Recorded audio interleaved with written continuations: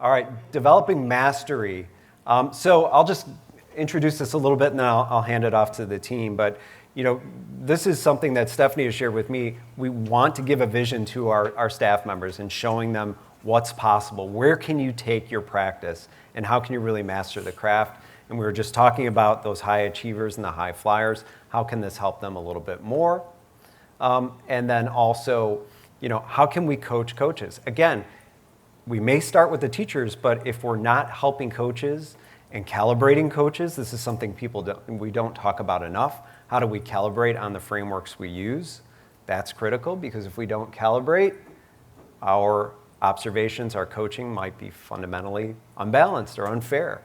And then also we'll talk a little bit about building a district-wide vocabulary when it comes to the actual craft of teaching. So Stephanie, why don't you start and then I'll start if you ladies want to jump in. For us, it truly is just, there's so many different sections of things that we look at. Standards and objectives, academic feedback, lesson structure and pacing, teacher knowledge of students, I'm trying to think, teacher knowledge of content, activities and materials. So what is it that we want to work on? You can't work on everything all the time if you truly want to master your craft and get better at it. So which is why we're focusing on different sections, whether it's that gradual release model of the I do, we do, you do, whether it's moving from teacher-led academic feedback to students or student-to-student academic feedback. That's been a huge other shift for us of just trying to raise our standards, get our expectations higher, help teachers see different ways of doing things. And then the vocabulary for us, that's been, we were part of the E3 grant, now E3 Plus, but everything combined with advanced feedback and video has given us common vocabulary. We're all speaking the same language. It looks different at different levels, but we all know what we mean and what we're saying when we say the things we do. And that's huge because we used to have a huge gap in our alignment vertically and horizontally. So we worked really hard to try to close that gap vertically and horizontally so that we can have that alignment, and it's helped us tremendously. You guys want to? As an instructional coach, I know pushing the high flyers bit, a lot of times for me, it's easier to coach a first-year teacher that's struggling because I can give you something concrete. Here is a strategy. You need to do this for sure. With a high-flying teacher, sometimes it's more challenging. Like, I don't know what your next step is because you're awesome. So we are our own worst critics. Using video and asking them, what do you see here? And sometimes they come up with their own coaching points and can push themselves further than I would have thought to push. And video's been super great that way, having them see themselves and reflect. And then we can discuss like, okay, now how can we make that happen? How can I support you? So it's been really great for high flyers for sure. And when we talk about coaching the coaches, like I said, we are big believers in that we go first. And so being able to send my coaching session that I'm having with a teacher and getting feedback from her, and we give feedback to each other all the time because we're both in the high school and we see each other. But I sent mine to the coach who was in our kindergarten center. And she gave me feedback on coaching that high school teacher, and I gave her feedback on hers. And then before we turn it into evaluation, we can then have a variety of things to choose from. We've self-reflected on it, feel good about what we're turning in for those evaluations as well. So it's been really helpful. We coach our principals. We joked whenever we had a different project coach. We were talking about having a new principal, and she was like, well, part of your job is to coach him as well. And when I thought about it in that way, I was like, you're right.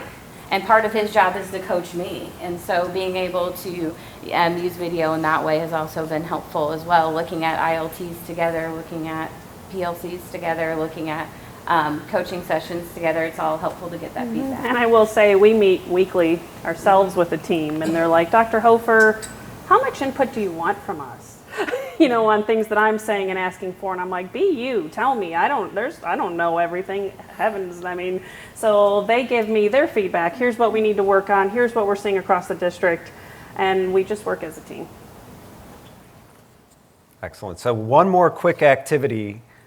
Talk to each other about how you are supporting your teachers and your coaches in mastering their craft in your schools, and we'll do a quick share out. Take 2 or 3 minutes because time is flying by. Okay, let's get back together. And who wants to share? Maybe somebody new, please. How are you supporting your teachers, your coaches, your leaders in mastering their craft? Someone new, please. I'd be happy to share. So we just finished Rock 1 of the E3 Plus grant. I'm a brand new principal.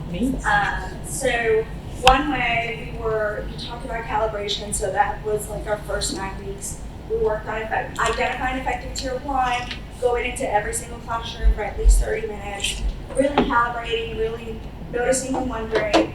And every time we left the classroom, we always left positives, just so it wasn't so daunting to the teachers. And then we started collecting data on like school-wide, what were things we were seeing, areas, highlights, and then areas of need of improvement. We did a teacher survey. Actually, tomorrow we're having teacher-led PD for our district-wide PD day. That is directly tied to our observation data as well as what teachers are reporting they need. Separately, our coaches, they go to like weekly meetings, they go to training, they get coached. And Rock 2 actually has to do with video coaching, which is why I'm so excited about the resources and being here. But that, like what you all just shared about coaches sending it amongst yourselves, I can see that working even at a principal level. I'll be more inclined to share it with a colleague I'm close to who will give me honest feedback so that I can grow, but I can see that working as our next step. So thank you for sharing. Fantastic, thank you. Okay, we're going to keep it moving. One more resource here for you. This is yet another blog post coming out of your district. How sharing video shows what's possible for teachers and students. So go ahead and give that a quick scan. And just on a time check, we have about 15 minutes left and about another half hour worth of material. So we're going to cram it right in there. We'll move along.